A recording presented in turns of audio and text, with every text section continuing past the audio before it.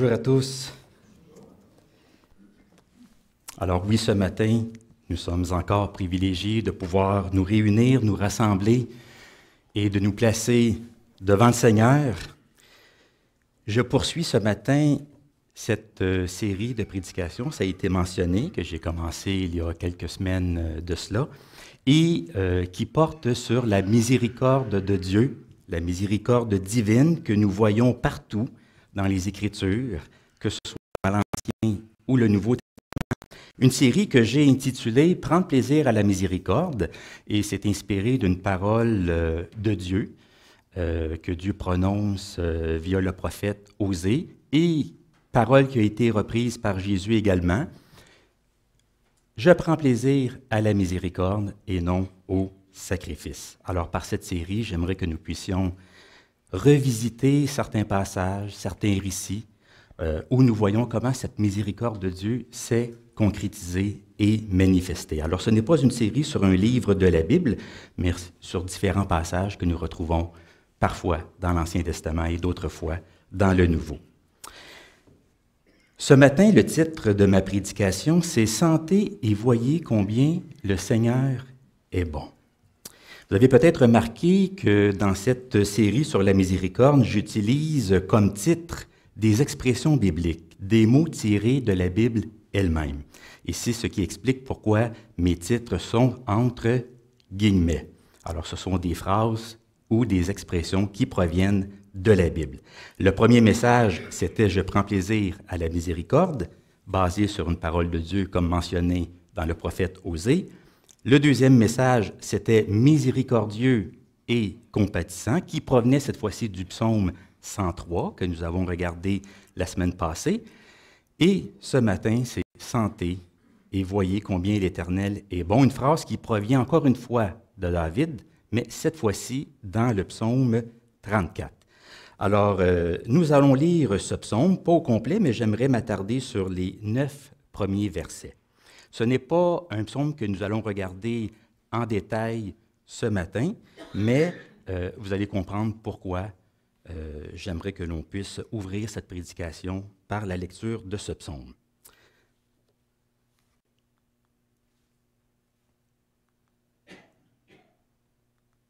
Et voilà. Alors, psaume de David, lorsqu'il contrefit l'insensé en présence d'Abimélec, et qu'il s'en alla chassé par lui. Je bénirai l'Éternel en tout temps. Sa louange sera toujours dans ma bouche. Que mon âme se glorifie en l'Éternel. Que les malheureux écoutent et se réjouissent. Exaltez avec moi l'Éternel, célébrons tous son nom. J'ai cherché l'Éternel et il m'a répondu. Il m'a délivré de toutes mes frayeurs. Quand on tourne vers lui les regards, on est rayonnant de joie. Et le visage ne se couvre pas de honte. Quand un malheureux crie, l'Éternel entend. Et il le sauve de toutes ses détresses. L'ange de l'Éternel campe autour de ceux qui le craignent, et il les arrache au danger. Sentez et voyez combien l'Éternel est bon. Heureux l'homme qui cherche en lui son refuge. Prions ensemble, s'il vous plaît. Seigneur notre Dieu, nous te remercions encore une fois de nous avoir réunis ce matin. Merci de ta présence, d'être ici avec nous par ton esprit. Merci Seigneur pour le privilège que nous avons d'ouvrir ta parole, cette parole qui est source de vie et de sagesse pour nous. Que cette parole, Seigneur, puisse ce matin nourrir notre âme, toucher notre cœur, stimuler notre esprit, transformer notre intelligence, nous interpeller dans nos choix, inspirer notre conduite et renouveler notre vision de toi. Toi qui es bon, compatissant et miséricordieux. En Jésus-Christ, nous te prions. Amen.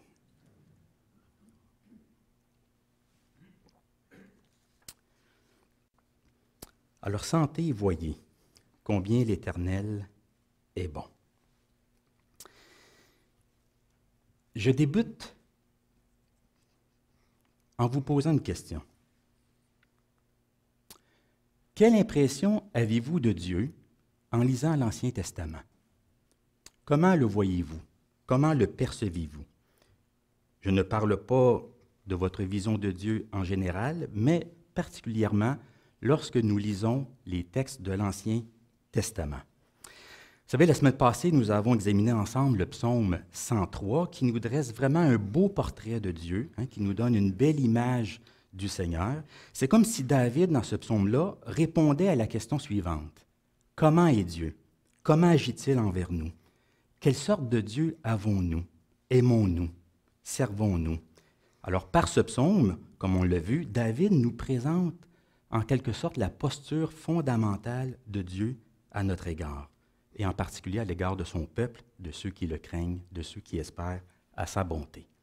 Alors, dans ce psaume, voici le portrait de Dieu que nous y retrouvons.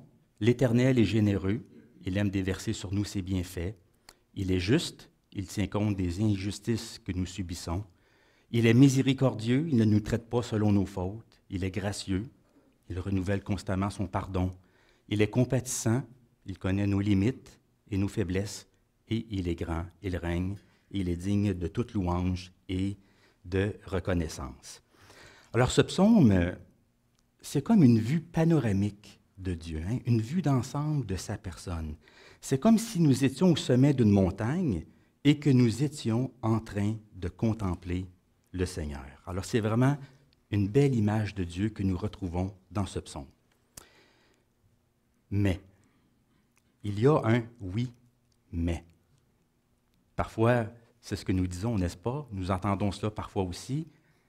On affirme quelque chose et c'est suivi par un oui, mais.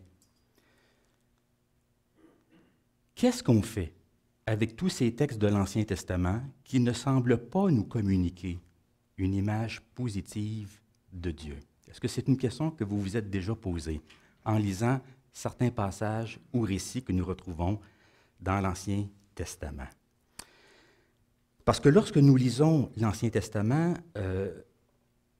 on dirait qu'on n'y retrouve pas toujours une image positive de Dieu. Qu'est-ce qu'on fait avec tous ces jugements divins qui s'exercent dans le temps et dans l'histoire? Ces jugements divins qui tombent sur des hommes, des familles, des peuples, et même sur son propre peuple, Israël. Dans la Bible, vous le savez, il y a des meurtres, des guerres, de la violence extrême. On y retrouve l'institution de l'esclavage, la pratique de la polygamie. Il y a des lois civiles qui aujourd'hui nous semblent injustes, même sexistes. Et à quelques reprises, on voit que Dieu se présente comme étant un Dieu jaloux. Qu'est-ce qu'on peut penser de tout cela?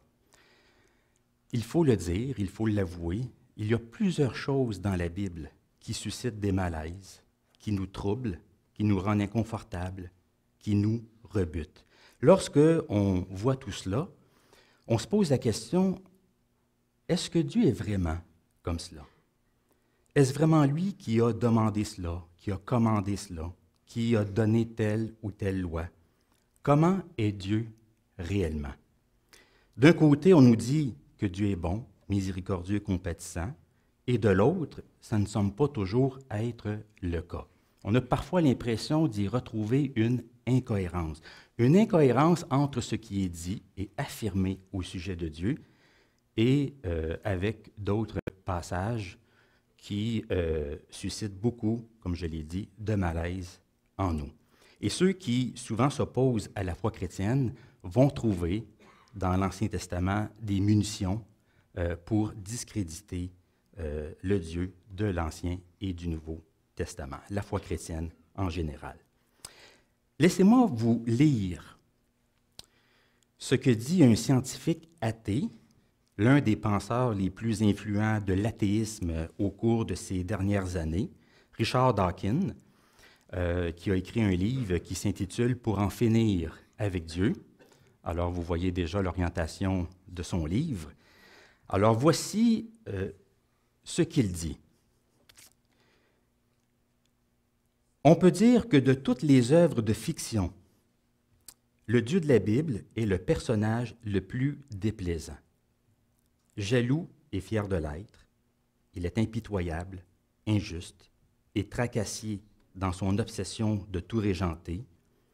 Adepte du nettoyage ethnique, c'est un revanchard assoiffé de sang, tyran lunatique et malveillant, ce misogyne homophobe, raciste, pestilentiel, qui envoie la peste, mélagomane, qui a un désir excessif de puissance et de gloire, et sadomasochiste. Ce Dieu-là pratique l'infanticide, le génocide et le filicide, c'est-à-dire qu'il demande le sacrifice d'enfants. Ce n'est pas le cas, rassurez-vous. Mais c'est ce que dit cet athée qui a influencé beaucoup de personnes vers l'athéisme.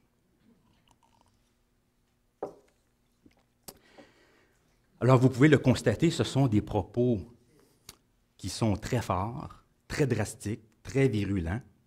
Bien sûr, ce scientifique athée a été fortement critiqué pour ses propos. On a rappelé qu'il n'était pas un bibliste, ni un théologien, ni un historien.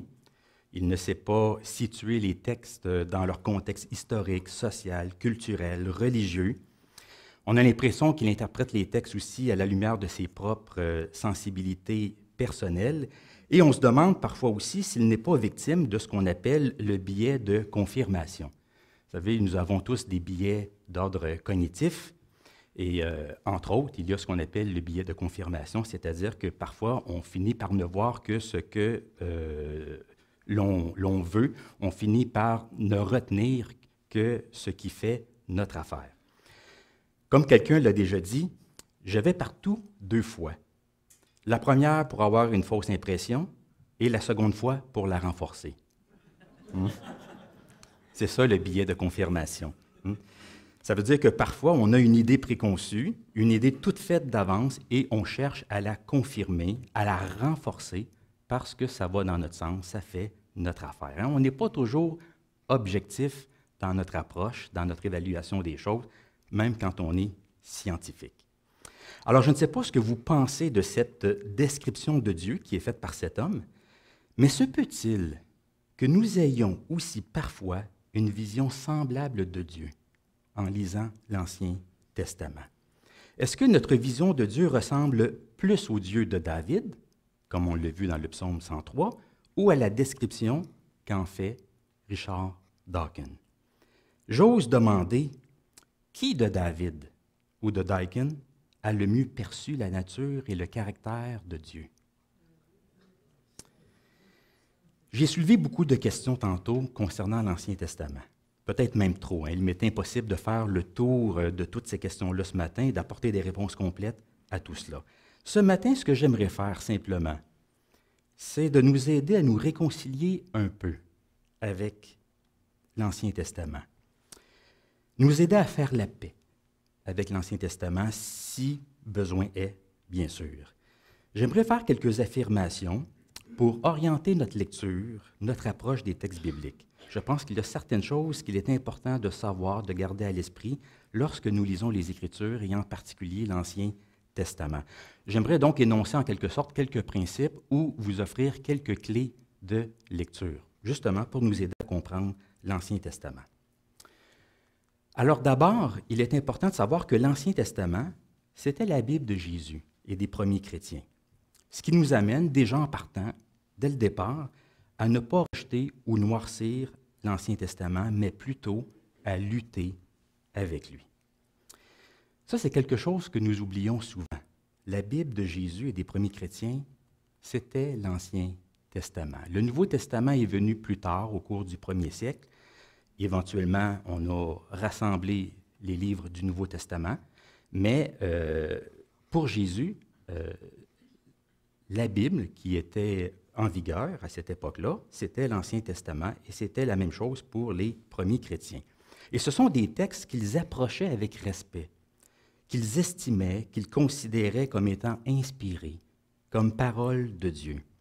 Oui, il y a des textes dérangeants, des récits troublants, des paroles perturbantes, néanmoins, ils avaient une posture favorable à l'égard de ces textes-là, une posture d'accueil, d'humilité et de respect. Donc la solution, ce n'est pas de rejeter ces récits, mais de chercher à les comprendre, à vraiment les comprendre et à lutter avec eux s'il le faut. Hein. Vous comprenez ce que je veux dire? Oui, ce sont des textes qui nous rendent inconfortables, mais c'est important de lutter avec eux, de chercher à comprendre l'intention des auteurs ou des compilateurs lorsqu'ils ont rassemblé ces textes-là.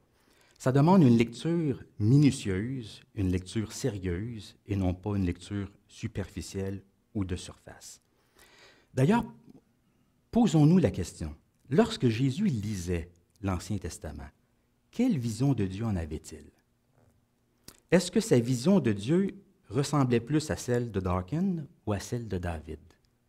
Autrement dit, quel est le Dieu que lui trouvait dans les textes de l'Ancien Testament? Parce que Jésus connaissait très bien les Écritures. Il pouvait débattre avec les plus grands docteurs de la loi, les plus grands théologiens de son temps. Hein, Jésus connaissait très, très bien les Écritures. Il pouvait les citer à maintes reprises. Et Jésus connaissait aussi tous ces récits, tous ces épisodes qui nous causent problème aujourd'hui. Mais pourtant, je suis sûr que le Dieu que Jésus trouvait dans les Écritures n'était pas le Dieu que Richard Dawkins voyait. Sa vision de Dieu, elle était tout autre.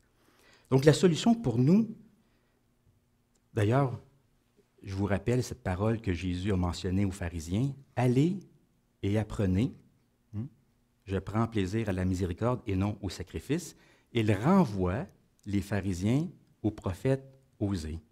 Jésus, lorsqu'il lisait l'Ancien Testament, il était conscient que dans les écrits du prophète Osée, Dieu se présente comme étant le Dieu qui cherche à regagner l'amour de son peuple. Il prend plaisir à la miséricorde. Alors le Dieu que Jésus voyait dans l'Ancien Testament, c'était aussi un Dieu qui est bon, miséricordieux, compatissant, un Dieu aussi qui est lumière, qui est saint, qui est juste, mais un Dieu qui était bon, amour et compassion également. Alors la solution, comme je l'ai mentionné, ce n'est pas de rejeter ces textes-là, ce n'est pas de choisir entre l'Ancien et le Nouveau Testament, même s'il faut reconnaître que dans le Nouveau Testament apporte un éclairage nouveau, hein, une vision plus complète de Dieu. Dieu a parlé par les prophètes, mais il a parlé par le Fils qui est l'image de Dieu, l'empreinte de sa personne. Alors bien sûr, avec Jésus, on a une meilleure vision de Dieu, mais ce n'est pas quand même une raison pour déprécier l'Ancien Testament. Et la solution non plus, ce n'est pas de noircir l'Ancien Testament, comme si, avec l'arrivée du Nouveau Testament, on sortait de la grande noirceur, comme si on sortait de l'âge des ténèbres. Il y a beaucoup de choses qui sont lumineuses également dans l'Ancien Testament. Alors, c'était la Bible de Jésus et des premiers chrétiens. Deuxièmement, quelque chose d'un peu plus délicat, mais que je tiens quand même à aborder avec vous. L'Ancien Testament contient des représentations sociales et culturelles d'époque. C'est-à-dire que les sensibilités d'aujourd'hui, n'étant plus les mêmes, nous amènent parfois à réagir négativement à ce qu'on y trouve. Je ne sais pas si vous avez remarqué, maintenant, lorsqu'on diffuse de vieilles séries télévisées, on retrouve parfois un certain avertissement avant le début des émissions. Pas un avertissement du genre « cette émission ne peut pas convenir aux enfants de moins de 8 ans ». Pas non plus « cette émission contient des scènes de violence, nous préférons vous en avertir ». Non, un autre type d'avertissement sur un autre sujet et qui a suscité beaucoup de réactions également, et c'est le suivant. Cette émission contient des représentations sociales et culturelles d'époque qui pourraient choquer certains téléspectateurs. Vous avez vu ça? Oui. Alors, plusieurs diffuseurs maintenant font cet avertissement-là. Disney le fait, Radio-Canada aussi, qui sont précédés de cet avertissement, comme par exemple La Petite Vie, L'Anse et Compte aussi, apparemment, la série Ouattatatar, hein, qui a été diffusée dans les années 90. Parfois, il y a certains épisodes qui sont annulés, effectivement. Ce qui cause problème souvent, c'est que on dit qu'il y a des paroles, des comportements, des valeurs qui sont jugées offensants pour aujourd'hui, à tort ou à raison. Il y a beaucoup de débats par rapport à ça. Certains disent que oui, il y a vraiment matière à offense. D'autres disent qu'on est rendu un peu susceptible, qu'on ne sait pas remettre les choses dans leur contexte. Mais peu importe, la question n'est pas là ce matin. Ce qui me surprend dans tout ça, c'est que ces émissions-là, elles ont été produites il y a à peine 20 ans, 25 ans, 30 ans. Ça ne fait pas longtemps. C'est quand même en très, très peu de temps, nos mentalités et nos sensibilités sociales ont beaucoup changé en très peu de temps. Alors imaginez 2000 ans. Imaginez 3000 ans.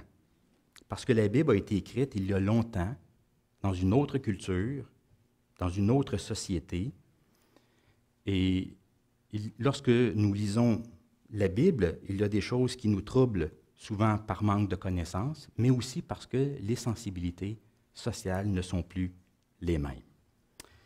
Alors je pense qu'il est normal, jusqu'à un certain point, qu'il y ait des choses qui nous rendent inconfortables lorsque nous lisons la Bible. Ça ne veut pas dire qu'il faut enlever à la Bible son caractère prophétique. Et ça, je pense que c'est important de le mentionner. Et par caractère prophétique, ce que j'entends par là, c'est que la Bible, elle a vocation à nous interpeller. Nous voyons dans ces textes-là aussi la parole de Dieu. Dieu parle, Dieu se révèle dans le temps, dans l'histoire, mais Dieu nous fait connaître sa personne et sa volonté.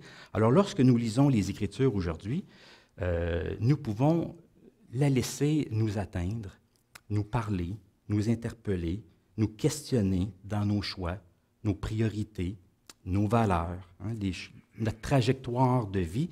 La Bible, elle a un caractère prophétique, même s'il faut reconnaître que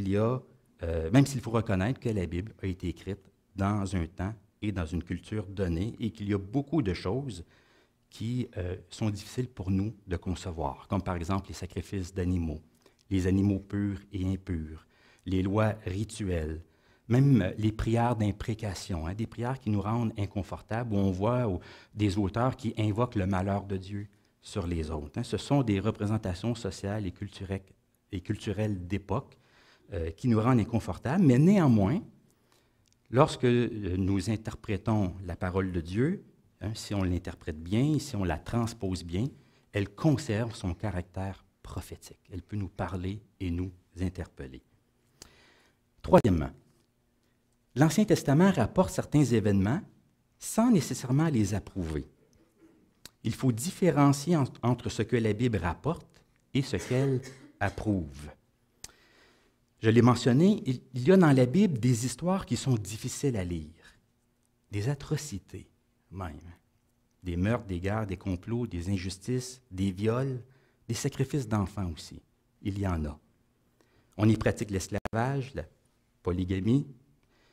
Beaucoup de choses nous sont rapportées, mais ça ne veut pas dire qu'elles sont approuvées par Dieu ou qu'elles obtiennent l'aval de Dieu. Mon collègue à l'ETEC, notre école de théologie, Marc Paré, que plusieurs d'entre vous connaissez, disait ceci dans son cours d'interprétation biblique. « Ce n'est pas parce que c'est écrit que c'est prescrit. » Facile à retenir. Ce n'est pas parce que c'est écrit que c'est prescrit. Donc, ce n'est pas parce que quelque chose se trouve dans la Bible que ça veut dire qu'il faut le faire, que c'est une demande de Dieu, un commandement divin. Ce qui est rapporté, ce qui est commandé, sont deux choses différentes. Autrement dit, ce n'est pas parce que c'est écrit que c'est approuvé. Il y a beaucoup de mauvais exemples dans les Écritures, des mauvais comportements qui sont dénoncés par Dieu. Dieu, par ses prophètes, souvent va dénoncer l'idolâtrie, les injustices sociales, économiques, l'exploitation des pauvres. Même la faute de David, elle est clairement dénoncée. Vous savez, lorsque David a commis l'adultère et le meurtre, le texte dit bien « Ce que fit David déplut à l'Éternel ». Il y a ce qui est rapporté et il y a un jugement qui est portée, une évaluation qui est portée sur les gestes que David a posés. Il est vrai que parfois, c'est difficile de faire la distinction entre ce qui est rapporté et ce qui est approuvé. Dans le cas de David, c'était clair, mais dans d'autres passages, ce l'est un peu moins, parce qu'il y a des passages qui nous rapportent certaines choses, mais il n'y a pas de commentaires ou d'évaluations qui sont portés sur ces récits-là. Comme par exemple, le mensonge de Rahab. Je ne sais pas si vous vous souvenez, lorsque le peuple d'Israël voulait faire la conquête de Jéricho, il y a une femme, Rahab, qui avait la foi dans le Dieu d'Israël, en l'Éternel, qui s'est identifiée au peuple de Dieu, mais on le sait, elle a menti. Elle a menti pour cacher des espions. Et dans les cours d'éthique, ça a suscité beaucoup de questions. Comment interpréter son mensonge? Est-ce qu'elle l'a bien fait? Est-ce qu'elle l'a mal fait? Est-ce que c'était correct ou pas? Il y a beaucoup d'approches dans le domaine éthique qui ont été avancées pour tenter d'expliquer son comportement, mais le texte comme tel ne dit pas si elle a bien fait ou non. Elle est, oui, valorisée pour sa foi, mais par contre, que faire de son mensonge? Le texte biblique ne dit rien. Alors parfois, oui, il y a des récits qui nous sont rapportés, mais il n'y a pas d'évaluation qui sont portées sur certaines paroles ou sur certains gestes. Alors il faut distinguer entre ce qui est rapporté, ce qui est commandé, ce qui est rapporté et ce qui est approuvé. Il y a une autre distinction à faire aussi. Elle est plus subtile, celle-là, mais elle est tout aussi importante pour bien comprendre les textes. Il faut distinguer entre ce qui est rapporté et ce qui est balisé et encadré. Parce qu'il y a souvent des choses qui ne reçoivent pas le sceau divin, mais qui néanmoins sont balisées par Dieu pour éviter les abus.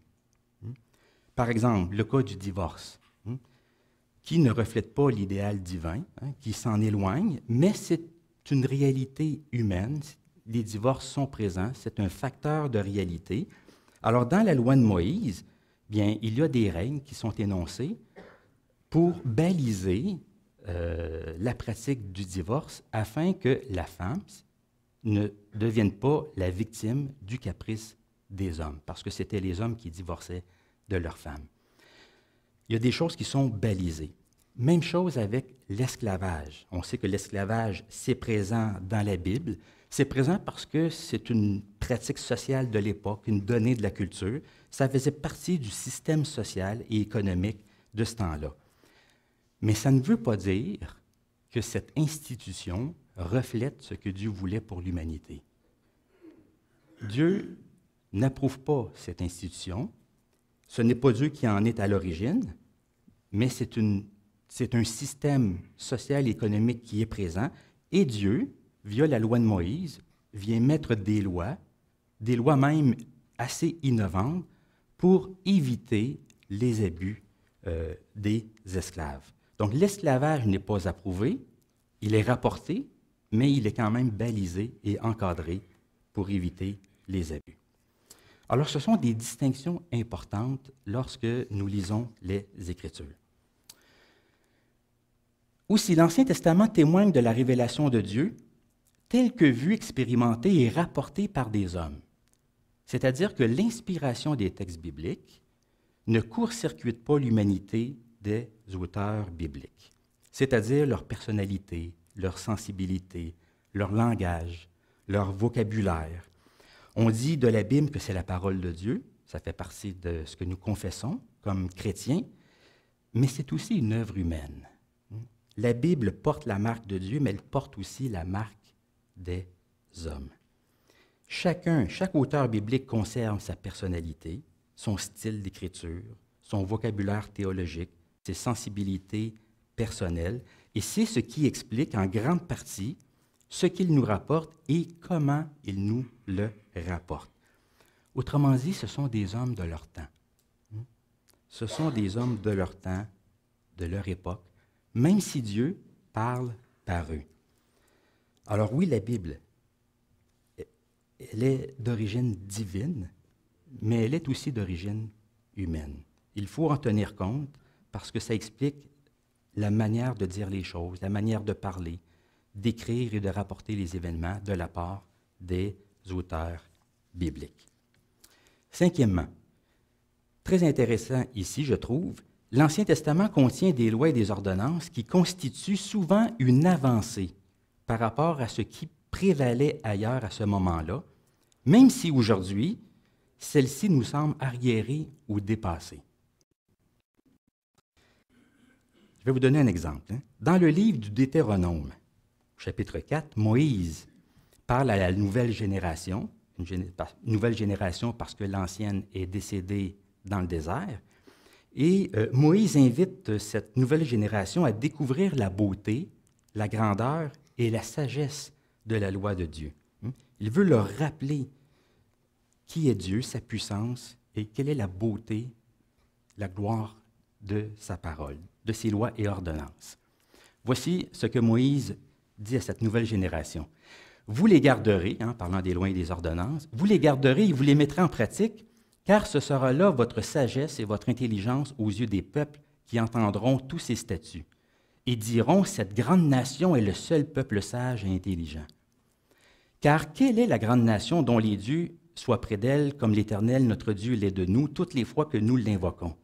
Et quelle est la grande nation qui ait des statuts et des ordonnances justes, comme toute cette loi que je mets aujourd'hui devant vous? Alors, voyez-vous, ce qu'il est en train de dire ici, c'est qu'il y a une beauté, il y a une sagesse dans cette loi que Dieu communique à travers Moïse. C'est que la loi de Moïse, on n'en a pas toujours conscience, mais elle a constitué une avancée par rapport à ce qui prévalait ailleurs au Proche-Orient ancien. Aujourd'hui, lorsqu'on lit l'Ancien Testament, on trouve que certaines lois sont plutôt étranges, parce que les lois ont évolué avec le temps, les années, les siècles, mais dans le contexte de l'époque, il y avait beaucoup de lois innovantes. Alors, on a parfois tendance à perdre de vue les avancées éthiques de l'Ancien Testament. Par exemple, je l'ai mentionné, l'esclavage n'est pas aboli, mais il est beaucoup mieux encadré et balisé. Il y a beaucoup de lois innovantes qui étaient présentes pour éviter certains abus. La situation des femmes n'est pas aussi bonne que celle d'aujourd'hui, évidemment, mais par contre, elle était beaucoup mieux en Israël que celle qui prévalait ailleurs, à d'autres endroits. Il y a beaucoup de lois qu'on retrouve dans l'Ancien Testament qui avaient pour but de protéger la femme, même si nous, on ne s'en rend pas toujours compte. Les sacrifices d'enfants étaient interdits. C'était quelque chose que l'on voyait qui se pratiquait ailleurs, autour d'Israël, mais Dieu a catégoriquement interdit les sacrifices d'enfants, une vraie horreur. Les règles de la guerre aussi étaient modifiées. Oui, il y avait de la guerre, mais on avait modifié les règles guerrières, comme par exemple, pas de viol de guerre. Les viols de guerre, ça date pas d'hier, comme on dit. On en entend encore parler aujourd'hui. Lorsque des combattants rentrent dans une ville, ils font parfois ils posent des gestes qui sont vraiment déplorables. Et il y a ce qu'on appelle des viols de guerre. Et puis, dans l'Ancien Testament, il y a une espèce de convention de Genève qui est déjà présente pour tenter d'encadrer, baliser les pratiques guerrières. En Israël, il n'y a pas non plus de prostitution sacrée. Dans les cultes païens, on mêlait souvent religion et sexualité. Il y avait des prêtresses dans les temples avec qui on pouvait avoir des relations sexuelles qui étaient perçues comme étant des offrandes aux divinités pour assurer la fertilité ou une bonne récolte. Rien de tout cela en Israël. Et même le langage imprécatoire, dont j'ai parlé tantôt, a été repris en Israël, mais il a subi des modifications. Souvent, le langage imprécatoire, lorsqu'on évoque le malheur sur les autres, on y mêlait souvent la jalousie, les ambitions humaines, la magie, alors qu'en Israël, rien de tout ça. Le langage imprécatoire repose toujours sur des appels à la foi et à la justice de Dieu. Et il y avait aussi des lois concernant le repos de la terre, les années sabbatiques, l'institution du jubilé. Alors, vous voyez, il y avait des lois innovantes et tout ça, ça a constitué des avancées éthiques par rapport à ce qui prévalait autour d'Israël. Donc, il faut comparer ce qu'on retrouve dans l'Ancien Testament, non pas avec les standards d'aujourd'hui, mais avec les standards de l'époque à ce moment-là. Donc, c'est important de mettre temporairement, lorsqu'on lit ces passages, de mettre temporairement de côté nos cadres culturels pour pouvoir regarder les textes bibliques tels qu'ils se présentent à nous et pour en apprécier aussi la beauté, comme Moïse la mentionne ici. Finalement, dernier point, l'Ancien Testament mentionne clairement que Dieu est bon, miséricordieux et compatissant. Il faut donc faire attention pour ne pas laisser nos impressions contraires prendre le pas, prendre le dessus sur les déclarations explicites des Écritures. Il y a des déclarations explicites dans la Bible qui vraiment nous parlent de l'amour et de la bonté de Dieu. Comme par exemple, ce que nous avons vu la semaine passée, l'Éternel est miséricordieux, compatissant, lent à la colère et riche en bonté. Cette déclaration-là, cette description de Dieu, elle est explicite et elle parcourt l'Ancien Testament. On retrouve cette déclaration de foi en Dieu dans toutes les strates de l'histoire d'Israël. Ce n'est pas une description isolée, mais récurrente.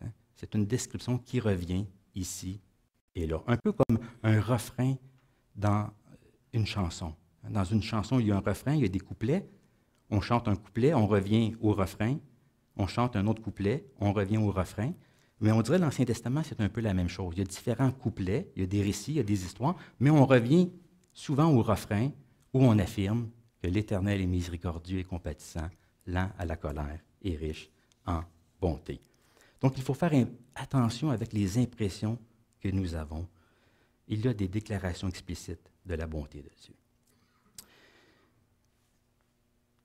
Je reviens avec le psaume 34 que nous avons lu au début. Vous pensiez peut-être que je l'avais oublié, mais ce n'est pas le cas. Jésus a dit aux pharisiens, « Allez et apprenez. Allez et apprenez. » Une invitation à revisiter les textes, apprendre à les lire comme Jésus les a lus, les comprendre comme Jésus les comprenait. Ici, David nous dit « Sentez et goûtez combien le Seigneur est bon. » Différentes façons de traduire ce verset. Goûtez et voyez, éprouvez et constatez, savourez et voyez. David utilise ici, vous pouvez le constater, le langage des sens. Voyez, goûtez, sentez, savourez. Et ça, c'est une invitation à expérimenter de façon personnelle la bonté de Dieu.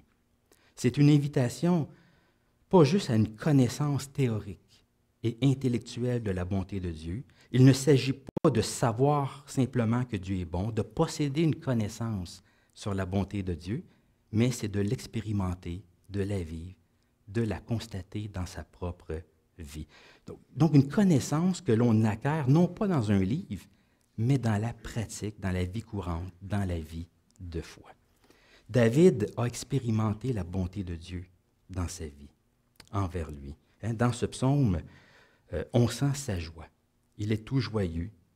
Il a expérimenté quelque chose de positif. Il a goûté à la bonté de Dieu. Il l'a savouré, il l'a vu, il l'a éprouvé, il l'a constaté. Alors, il invite les autres ici à découvrir aussi par eux-mêmes cette bonté de Dieu que lui-même a expérimentée. Et je suis sûr que vous tous, vous seriez en mesure de dire que vous avez goûté à la bonté de Dieu envers vous, dans votre propre vie. Je suis sûr que vous pourriez dire aussi, comme David, « Sentez et goûtez combien le Seigneur est bon. » Ce que j'ai fait ce matin avec vous, c'est un peu de l'ordre de la connaissance intellectuelle.